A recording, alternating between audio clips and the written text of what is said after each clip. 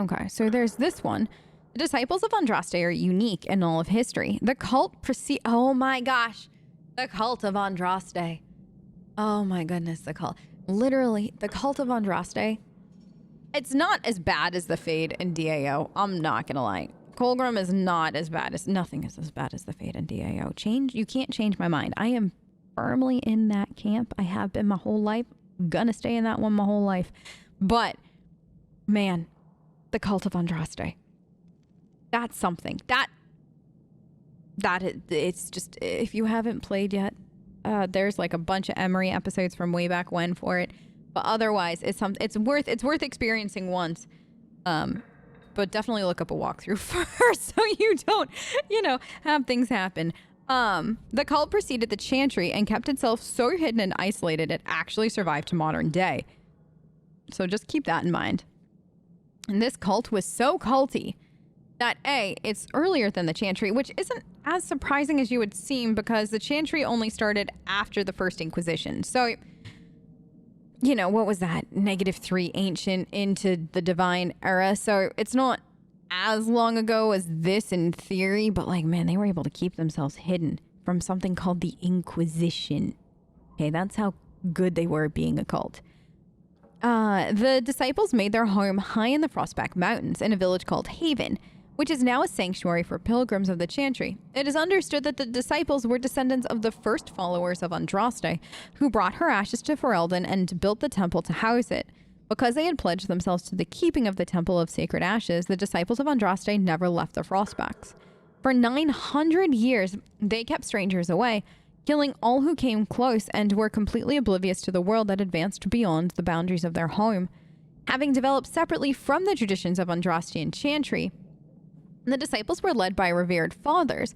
However, little else was known about the original beliefs of the disciples, for they had turned from their noble heritage by the time they were discovered. Almost all scholars believe that the century-long isolation imposed upon the village led to the necessity for inbreeding. This practice likely led to a greater incidence of madness, which explains why the cult was, at the time of discovering in 930, worshipping a high dragon. Yes, they were. According to the writings discovered in Haven, the disciples of Andraste showed reverence to the dragon, believing it to be the prophet reborn. The egg clutches and dragonlings of the dragon were afforded great honor for being Andraste's offspring and were cared for by the cult. The dragon never attacked the cult, being cunning enough to recognize how this arrangement benefited it. In 930 Dragon, the disciples were wiped out by the hero of Ferelden, who was on a quest to retrieve the sacred ashes of Andraste. Emery, what did you do? Every time I read that entry at the end, and the hero of Ferelden wiped out the cult, and it's like, what did you do, child? You wiped a cult out of off the map. I'm so proud of you, but also why? So yeah, so that is something that's still very interesting to me, is that cult of Andraste. How it lasted and hidden. I mean, this place was literally a nothing zone when we got here in DAO, and it's really interesting to see how it's changed, how it's basically thrived over the last 10 years by comparison.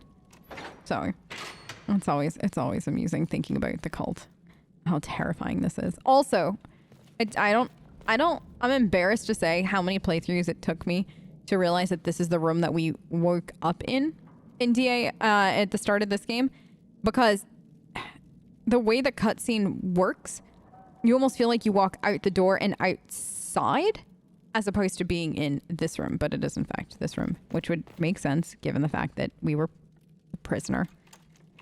Unjustly so. Genevieve, can you imagine? They made you a prisoner, girl. For no reason. Notes written by one of the scholars responsible for restoring Haven. The notes have obviously come loose from a ledger of some sort. It took weeks scrubbing bloodstain from the stone. One of two things is true. Either the stone is more porous than I thought, or Maker's beard. There must have been a lot of blood. How many people died? I'm so relieved I didn't have to deal with the altars of sacrifice the first arrivals found. Those were tossed off a cliff, I think. So now we just have to deal with the stains on the walls and floors. If this doesn't clean up in a day or two, I'm asking for some fresh plaster. Maybe we can cover them up. Still, it's not all bad. Haven is a beautiful place. While working in the dungeons, we found scraps of paper with writing that looks like Brother Ferdinand Genetieve's. He was held here for weeks before the hero of Ferelden found him. Yes, we did. We saved him. So, it's interesting, though, because the dungeon thing holding... where we found Brother Genetieve was not down here. It was in the Chantry, actually, yes. But it was, like, off to the side. You gotta think that the Chantry got a complete redo at some point. Like, that's how I justify in my head the complete and utter change of the layout of the Chantry between the two games, is that, you know, it had to glow up. As it deserves, because, I mean, it was culty before. Very culty. Basically, like, the war room that we have here should have, like, that should be like a big open room, and then Brother Genetieve should have been found off of the, because I feel like you like entered in, so like this part makes sense, but then this should lead to a big old open area, and then, like, if I remember correctly, Brother Genetieve was like that way and back kind of thing. Yeah, I think, and like you had to, like, I forget exactly what we did, but when we met him, it was something. Hi! Excuse me. Yeah. I've got a message for the Inquisition, but I'm having a hard time getting anyone to talk to me. Well, guess what? You can give me the message. What's the message? We've got word of some Tevinter mercenaries gathering out on the Storm Coast. My company commander, Iron Bull, offers the information free of charge. If you'd like to see what the Bull's charges can do for the Inquisition, meet us there and watch us work. Okay. We'll think about it. We'll consider your offer. I appreciate it. We're the best you'll find. Come to the Storm Coast and you can see us in action. Do you need to go? Should you go? I should go? I should go. I should go. Is this your favorite Chantry in Haven on the Citadel? No? Okay. One day we'll know what your favorite Chantry on the Citadel is. Stay safe out there. When there was no sky. I always make these really bad Shep jokes in my head every time I talk to Krem. I can't help myself. It's just who I am. There were so many questions surrounding Farria's death. Did he think we wouldn't notice? He's killed Farria, one of my best agents, and knows where the others are. You know what must be done. Make it clean. Painless if you can. We were friends once. So, the one thing we learned the hard way, and I do mean the hard way if you didn't know before, is that this is the point of hardening or softening Liliana. Like, so for Ivy, if you watched her Let's Play, we remained silent because that was just in Ivy's character. By doing that, you technically harden Liliana. So it doesn't matter if you pick every single softening option, and I use that word in quotes, from here, like after this point out, she's still hardened. It's like this. This is kind of where you make that decision. So if you're wondering why your Liliana doesn't turn out exactly how you were hoping, it's this point. It's this conversation that you want to pay attention to, because this kind of sets you up for success, whichever route you want to go. This time around, though, I gotta say, I hadn't had a hardened Liliana in my playthrough in literal, like, years. She's terrifying. I love her. She's terrifying, though. Whenever, like, at the end of Ivy's playthrough, she's like, I'm not divine yet. I was like, dear God, sleep with one eye open, Ivy. To keep a dagger under your pillow. You're gonna need it. But we're gonna go with this one. Stop Liliana from killing the traitor. Do you have to do this? Wait, what are you doing? He betrayed us. He murdered my agent. And you'd kill him, just like that. You find fault with my decision? Just that one. Like, honestly, I think you make just fine decisions usually, but this is a little extreme. I'm sure most of your decisions are fine, but that one, a little extreme. Extreme? Butler's betrayal put our agents in danger. I condemned one man to save dozens. I may not like what I do, but it must be done. I cannot afford the luxury of ideals at a time like this.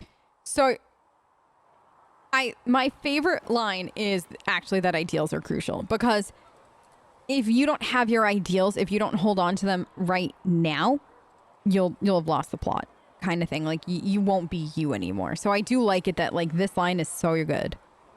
Now is precisely the time for ideals. You feel very strongly about this. You're terrifying otherwise. Very well. Thank you. I will think of another way to deal with this man. Thank you. Apprehend Butler, but see that he lives. Now, if you're happy, I have more work to do. I don't want to say that I'm happy, Liliana. I'm just happy that Genevieve, at least, will not have to sleep with one eye open. Unlike a certain other elf that I know of that's probably still terrified of you. Because that was terrifying, but also fantastic. Okay. Let's go see what Varric has to say. Varric, I want to talk to you. Do you want to talk to us, Varric? Need something?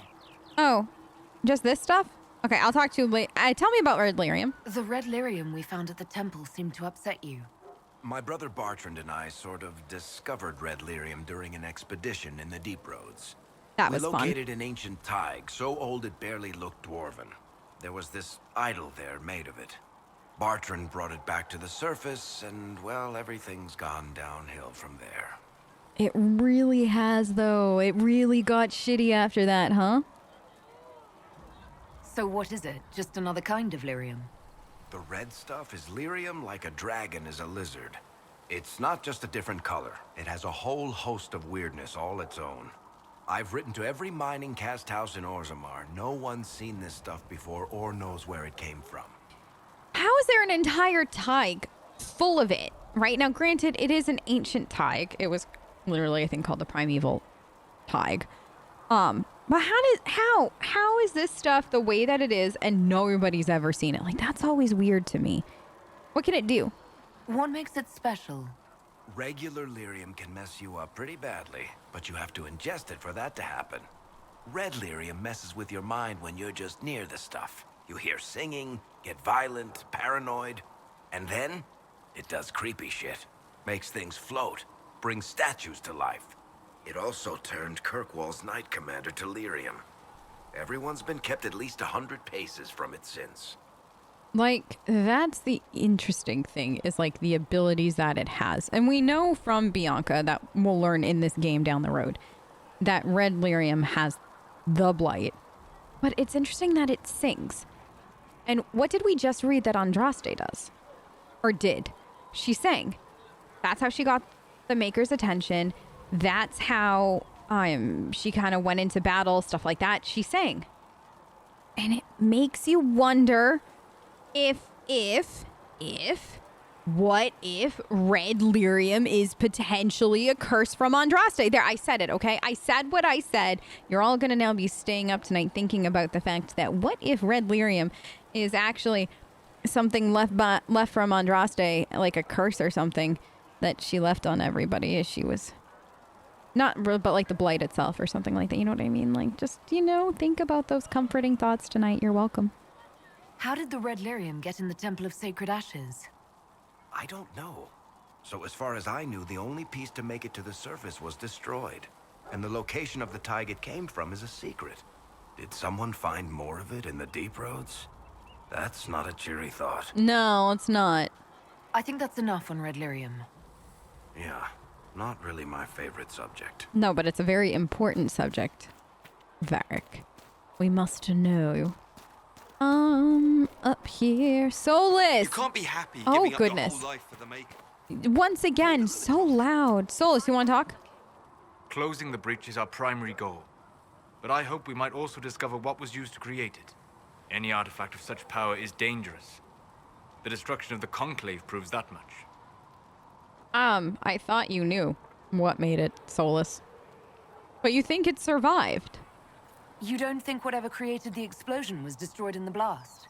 You survived, did you not? Well, The yeah. artifact that created the breach is unlike anything seen in this age. I will not believe it destroyed until I see the shattered fragments with my own eyes. Y'all, nothing we've ever seen in this age. What age was it seen in? Anything with that kind of power is bound to show up sooner or later. Liliana's people have scoured the area near the blast and found nothing. Whatever the artifact was, it is no longer there. In any case, did you need me for anything? No, I just wanted to know how many lies I could catch you in right now. Actually, hold on. Will you tell me about you? I'd like to know more about you, Solus. Why? Because we're working together? Why not? Privacy? Caution? Concern about the direction of this Inquisition once our work is done? Then don't tell me. I wasn't asking as part of the Inquisition. I am sorry. With so much fear in the air. What would you know of me? So much fear in the air. Okay. Uh-huh. Why do you study the Fade? What made you start studying the Fade? I grew up in a village to the north. There was little to interest a young man, especially one gifted with magic. But as I slept, spirits of the Fade showed me glimpses of wonders I had never imagined. I treasured my dreams. Being awake, out of the Fade, became troublesome. Kind of sounds dangerous. Did spirits try to tempt you? No more than a brightly colored fruit is deliberately tempting you to eat it. I learned how to defend myself from more aggressive spirits, and how to interact safely with the rest. I learned how to control my dreams with full consciousness. There was so much I wanted to explore. Like, is this supposed to be actual baby Solus? Or is this like Solus talking about his time in between? If that makes sense. Like, you know, we're going to call it the in-between, the sleepy time Solus kind of thing. Like he took nappies. Is this like Solus talking about like nappies time Solus or pre-nappies time Solus? Or was it post-nappy time Solus, like that like few years after, you know, like what version am I hearing this story from? I gather you didn't spend your entire life dreaming. No. Eventually, I was unable to find new areas in the Fade. Why? 2 reasons. First, the Fade reflects the world around it. Unless I traveled, I would never find anything new. Second, the Fade reflects and is limited by our imaginations. To find interesting areas, one must be interesting. Oh, that's actually an interesting way to look at it. Is that why you're here then? Is this why you joined the Inquisition? I joined the Inquisition because we were all in terrible danger. If our enemies destroyed the world, I would have nowhere to lay my head while dreaming of the Fade. Okay, I mean that it's weird, but I'm happy for you. Well, it's not the worst reason I've heard to go out and enjoy life. I'm glad to hear it. In truth, I have enjoyed experiencing more of life to find more of the Fade. How so? You train to flick a dagger or an arrow to its target. The grace with which you move is a pleasing side benefit. You have chosen a path whose steps you do not dislike because it leads to a destination you enjoy. As have I. No, there's a flirt line here. No, I was kind of wondering. So it is official. You can't even like remotely flirt with him. I kind of wish you could like at least give it a go and have been turned down. Because I just want to know how Solus would turn down Genevieve. Where have you studied? You said you'd traveled to many different places. This world, or its memory, is reflected in the Fade. Dream in ancient ruins, and you may see a city lost to history. Some of my fondest memories were found in crumbling cities, long picked dry by treasure seekers, the best of the battlefields. Spirits press so tightly on the veil that you can slip across with but a thought. So which battlefields? Any place in particular? I dreamt at Ostagar. I witnessed the brutality of the Darkspawn and the valor of the Ferelden warriors. I saw Alistair and the hero Ferelden light the signal fire, and Logain's infamous betrayal of Kaelin's forces. That's an interesting one. Will you tell me what happened? I've heard the stories. It would be interesting to hear what it was really like. That's just it. In the Fade, I see reflections created by spirits who react to the emotions of the warriors. One moment, I see heroic wardens lighting the fire and a power-mad villain sneering as he lets King Kaelin fall. The next, I see an army overwhelmed and a veteran commander refusing to let more soldiers die in a lost cause. And you can't tell which is real. It is the Fade. They are all real. Honestly, though, both sides of that is how, like, it's interesting that they had that line for Solus because that's literally what happened.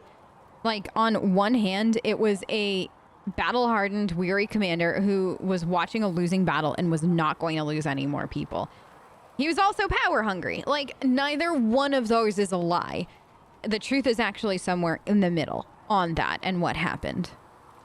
Have you always traveled and studied alone? Not at all. I have built many lasting friendships. Spirits of wisdom, possessed of ancient knowledge, happy to share what they had seen. Spirits of purpose helped me search. Even wisps, curious and playful, would point out treasures I might have missed. Wisdom and purpose? I don't know of any spirits by those names. They rarely seek this world. When they do, their natures do not often survive exposure to the people they encounter. Wisdom and purpose are too easily twisted to pride and desire. So now you see how demons are created. You're saying that you became friends with Pride and Desire demons? They were not demons for me. Meaning? The Fade reflects the minds of the living. If you expect a spirit of wisdom to be a pride demon, it will adapt. And if your mind is free of corrupting influences, if you understand the nature of the spirit, they can be fast friends. That's amazing. I'm impressed that you could become friends with spirits. Anyone who can dream has the potential. Few ever try. My friends comforted me in grief and shared my joy. Yet, because they exist without form, as we understand it, the Chantry declares that spirits are not truly people. Is Cassandra defined by her cheekbones and not her faith? Varric by his chest hair and not his wit? No. Varric is definitely defined by his chest hair. Are you discounting the chest hair? Because it is a work of art, but spirits can be people too. I'm not going to doubt that. I'm not going to disagree with that one. I hadn't thought about it that way. But I see your point. Thank you. Few are willing to entertain such a notion. I mean, Genevieve isn't a normal individual. We'll talk later. Goodbye. So, that is the first of the actually very interesting conversations with Solus, made more interesting by the fact that we are going through all 3 games simultaneously, so we can bring some current knowledge that has been refreshed into it. I think one of these is supposed to be... I think that one over there is Solus's hut. Technically... Oh, what is this? Is this what I think? The Randy Dowager Quarterly. I love these things. Well-worn quarterly missive of suspect virtue. The Randy Dowager welcomes the cool of autumn with the fall of another. The collected dreams of desire being the confessions of an apprentice and training more furrowing than harrowing. Forbidden dalliances at their most spirited. The Randy Dowager exhibitions for the noble of thought but spry of step. The lady herself says enchanting. One supports the circles if only because closed doors offer the imagination more. 3 scarves fluttered in shock out of 5. 3 out of 5 again. Right? Isn't that what the last one was? I'm looking for a 5 out of 5. Does the Randy Dowager give 5 out of 5 out for some of these things? I don't know. Like, how Randy must it be for the Randy Dowager to give it a 5 out of 5 scarves? These are questions that I need answered. One day she'll answer these, I hope. Maybe, possibly. Cassandra? Would you like to chat? It occurs to me I don't actually know much about you. I know, right? What do you want to know? I'm not sure. Where are you from? I'm gonna tell her the truth. I was born in Ostwick, and that's where most of my family is. The Trevellians, is it not? Yes. A large clan with a rather clever coat of arms. Tell me, do you consider the Free Marches your home? Are you eager to go back? No, I don't want to go back home. Home is pretty much wherever I am at this one moment in time. Wherever I am is home enough for me. That's how I feel now, after years of tending to business for the divine. Will you tell me about you? I'd like to get to know you better. You would? Yes. Is that a problem? Not entirely. I'm just curious as to your motivation. I just want us to be friends, Cassandra. No motivation. beyond making things between us less... Antagonistic? Exactly. As you wish. My name is Cassandra Pentecost, daughter of the Royal House of Navarra, 78th in line for the Navarran throne. I joined the Seekers of Truth as a young woman, and was with the Order until they withdrew from the Chantry. I remained as the Divine's right hand, carrying out her order to form the Inquisition. And here we are. That's all there is to know, my lady. If you haven't seen, I believe it's an anime for Cassandra that came out forever ago. I can't recommend it enough. It's actually just really well done. But it gives a lot of really good backstory for her. But you're Navarran royalty? You're a member of Navarra's royal family. The Pentecosts are a very large clan. Half of Cumberland could say the same. Really? No, but it feels that way. I have hundreds of relatives so distant they need charts to prove we're related at all. And they have them. Oh yes. The Pentecosts value their precious blood like it runs with gold. Doesn't it though, Cassandra? Doesn't it? Is that why you ended up leaving? And you joined the Seekers to get away from that?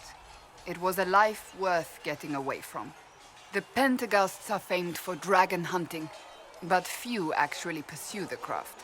Most are fat and lazy. They pay lip service to the Maker and care only for idle pleasures and past glories. My brother was all that kept me in Navarra. Once he was gone, so was I. May I ask what happened to him?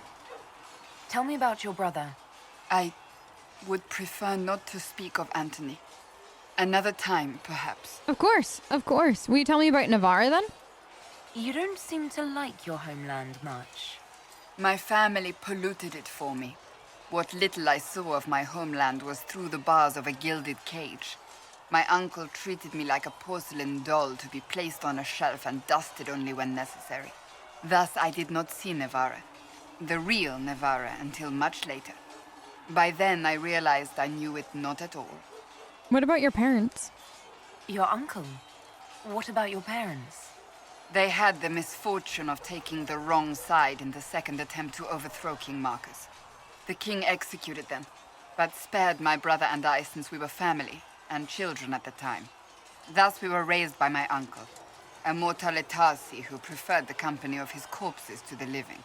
Which I believe is what one of our companions is going to be in DA4, the Mortalitazi. So that'll be, or at least he's a necromancer, which will be interesting to kind of see based on what we've learned from Cassandra, and then, you know, in DA4 and kind of like seeing how that all ties together.